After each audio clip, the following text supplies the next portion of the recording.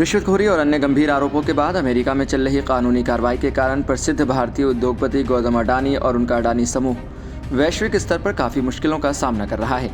अडानी समूह पर लगे आरोपों ने न केवल उनकी कंपनी की प्रतिष्ठा को नुकसान पहुंचाया है, बल्कि इसके प्रभाव भारत में भी महसूस किए जा रहे हैं।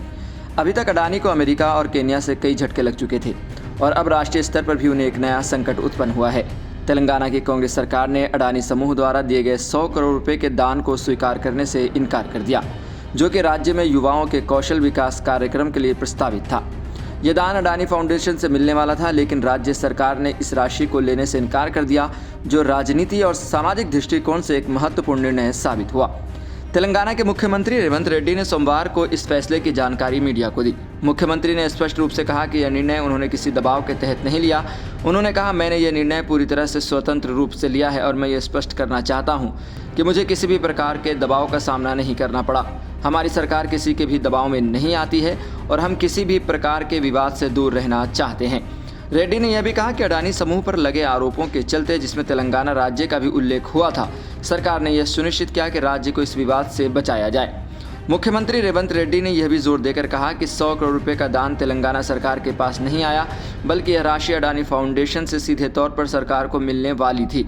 यह फैसला इसलिए लिया गया ताकि राज्य की छवि को किसी भी प्रकार के विवाद से बचाया जा सके। तेलंगाना सरकार के इस फैसले ने स्पष्ट कर दिया कि वह किसी भी प्रकार के विवादित या विवादों से जुड़ी फंडिंग को स्वीकार नहीं करेगी। इससे सरकार का उद्देश्य राज्य के विकास कार्यों को पूरी तरह से पारदर्शी और निसंदेह रखना है। बीजेपी ने इस निर्णय पर प्रतिक्रिया देते हुए कांग्रेस सरकार पर आरोप लगाया कि एक ओर तो कांग्रेस अडानी समूह के खिलाफ बयानबाजी कर रही है, वहीं दूसरी ओर तेलंगाना सरकार अडानी को राज्य में निवेश के लिए आमंत्रित कर रही है। बीजेपी ने कहा कि यह कांग्रेस का दोहरा रुख है, जो सरकार की असलियत को उजागर करता है। पार्टी का कहना है कि कांग्रेस एक ओर जहां अडानी से जुड़ी किसी भी गतिविधि को लेकर दूरी बना रही है, वहीं दूसरी ओर राज्य सरकार उन्हें तेलंगाना में निवेश करने के लिए भी प्रोत्साहित कर रही है। ये राजनीतिक विवाद राज्य की राजनीति के लिए एक नया मोड़ ला सकता है, क्योंकि इस मुद्दे पर कांग्रेस और बीजेपी के बीच तीव्र मतभेद उभर सकते हैं। तेलंगाना राज्य के मुख्यमंत्री ने यह भी कहा कि उनकी सरकार का उद्देश्य केवल राज्य के विकास को सर्वोपरि रखना है और सरकार किसी भी प्रकार के विवाद में शामिल नहीं होना चाहती। मुख्यमंत्री रेवंत रेड्डी ने यह भी कहा कि राज्य सरकार ने CSR कॉर्पोरेट सोशल रिस्पॉन्सिबिलिटी के तहत मिलने वाली फंडिंग को स्वीकार करने से मना कर दिया, ताकि सरकार का ध्यान पूरी तरह से अपने विकास कार्यों पर हो और विवादों से दूर रहे। इस निर्णय के राजनीतिक असर के अलावा ये सवाल भी उठता है कि क्या यह कदम अडानी समूह के प्रति सरकार की संभावित नीतियों को प्रभावित करेगा। तेलंगाना सरकार ने इस कदम के माध्यम से एक संदेश दिया है कि राज्य सरकार केवल ऐसे निवेशकों का स्वागत करेगी जो राज्य के विकास के प्रति समर्पित हों और जिनका नाम किसी प्रकार के विवादों में न फंसा हो।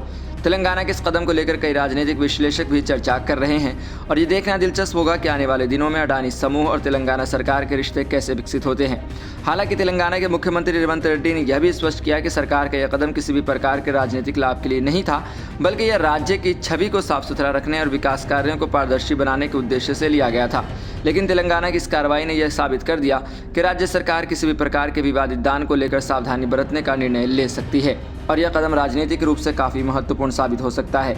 इस मामले में अडानी समूह के लिए नया संकट है, क्योंकि उनका नाम पहले से ही कई विवादों से जुड़ा हुआ है और यह कदम उनके लिए राष्ट्रीय स्तर और मुश्किलें पैदा कर सकता है। अडानी समूह और तेलंगाना सरकार के बीच के रिश्तों पर आने वाले समय में और भी सवाल उठ सकते हैं और ये देखना होगा कि अडानी समूह इस नए संकट से कैसे निपटता है।